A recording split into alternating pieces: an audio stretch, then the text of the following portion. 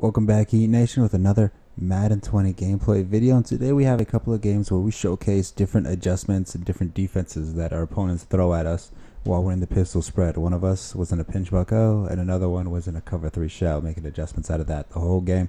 And I think it was interesting because you're going to see a lot of things thrown at you when you're in the pistol spread. So I kind of wanted to showcase different things, different adjustments you make, mistakes I've even made, and what we could have done to change that.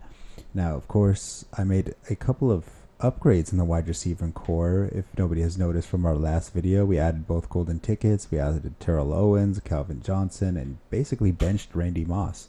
We did that because their run blocking is all 60 plus, while Nunu was like at 71. Meanwhile, Randy Moss is at a measly 47. So I felt like we needed that outside blocking help while we're not really sacrificing anything on the outsides, considering everybody's basically 99 speed at this point. So I went ahead and pulled the trigger on that. And now, before we get into the gameplay, I do want to say that we are doing some golden ticket giveaways, whether it's, Julio, Bo Jackson to, our Calvin Johnson to Taylor Mays. I'll even give out the Sean Taylor if anybody actually wants that one instead. All you got to do is subscribe and comment down below. Now let's hop into the video. So we're going against Blob Mania in a weekend league game. He was able to Moss 100 us for a touchdown.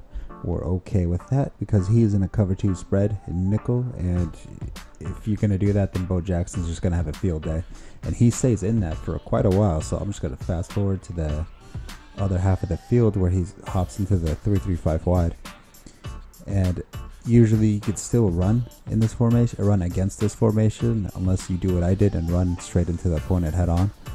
Do a little bit better job with Bo Jackson there, and then all of a sudden he switches to pinch bucko in bear. So of course, if you've seen our how to beat the blitz video, we go over exactly what to do in pistol spread in order to get easy touchdowns, easy completions, and we do that just there, and we take it for 3 because considering we tried running the ball, we didn't really want to show all of our offense off on that play, so we were pretty confident taking the 3 and then moving it at that. And then of course he didn't even blitz on it. He actually zoned out all his linebackers, which I thought was interesting because now at this point I'm not sure if he's actually blitzing or not.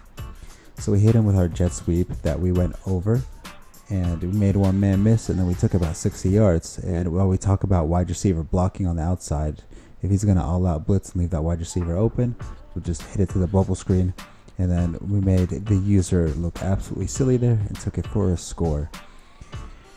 So another thing you can do, we assumed he wasn't going to blitz and do that again while we give Josh Allen the bear 50 cal. He's zooming in on Nunu. We see it's man. We hit that corner route for an absolute dot in the corner. That was probably a tighter window than you would have liked, but it worked out for us well. And we know that motion flat also torches man because the linebacker does not get the running head start that Bo Jackson does.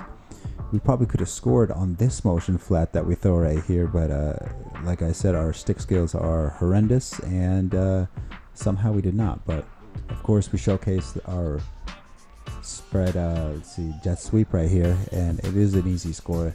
Once again, this is why we invested in those wide receivers on the outside, because if Randy Moss is out there, that's probably not a touchdown. And then he goes back into nickel nickel cover 2 because we showcased that we can beat his blitz. And in our advanced tutorial video, we went over how to beat cover 2 with that corner route to the outside, how to route combo that open, and we hit him with an absolute dot. And while he stays in his nickel cover 2, we're just going to keep running it up the middle. As you can see, that left side is absolutely wide open. We're just going to give it to Bo Jackson, put our head down, and take it for 6. At this point, we're basically moving the ball effortlessly and kind of doing exactly what we want. I did want to showcase how the game ended, just in case you guys wanted to see it. As I said in our advanced tutorial video, that cover 2 flat shaded upward usually does a pretty decent job covering the corner out, especially when you have a 6'5" corner out there. Usually helps out a lot.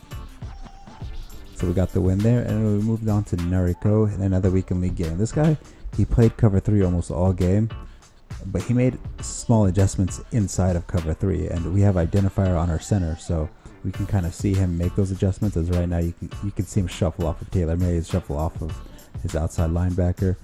So we can kind of assume that he probably manned them up. And so we're going to get ready for that corner route rollout that we went over in our advanced tips in our man beater play, but in the red zone, just because the corner route is so shallow and sharp that it does a very good job inside the red zone. Links to those are going to be in the description. And you can see Lawrence Taylor on the left side. He kind of does a little warp blitz. I'm not sure if he was intending to do that or it just happened to be that way. Now, as you can see on my aesthetically pleasing little play art, notice that he did, like we said, he manned up the slot receiver and then he cloud flatted the running back to help stop that flood concept. But of course, we're going to take note of what he did, and then we're going to adjust it and make plays afterwards. Now, our post route was butt naked wide open, but kind of got pressed a couple times, so we kind of had to take the sack and punt the ball. Now, why am I showing a 4th and 16 on defense? Why am I picking it instead of swatting it? Well, I'll have Chris Berman help me out. Hit a couple whoops, and then we take it for a score. We made his user look absolutely silly there. And we catch him with identifier. We catch his user on Lawrence Taylor, so we can just call hike, make him miss, make another man miss, and then we take it for what looked like a 20-yard gain. We only ran it 3 times up to this point. His condensed set made it pretty difficult to run the ball. And as you can see, we see him shuffling through those 2 players again. We noticed instead of with Taylor Mays manned up, he used a middle linebacker to man him up, and then he used Taylor Mays to guard the opposite side of the field, which I thought was pretty interesting and a good adjustment on him. Unfortunately, a corner out beats man, so we were able to just check down to that.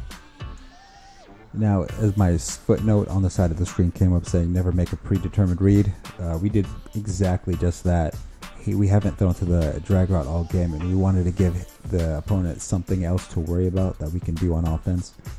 And he played it very well. Played it very well, actually. He picked it, so give him props on that. And we'll get him next time, I guess. He has not scored on us.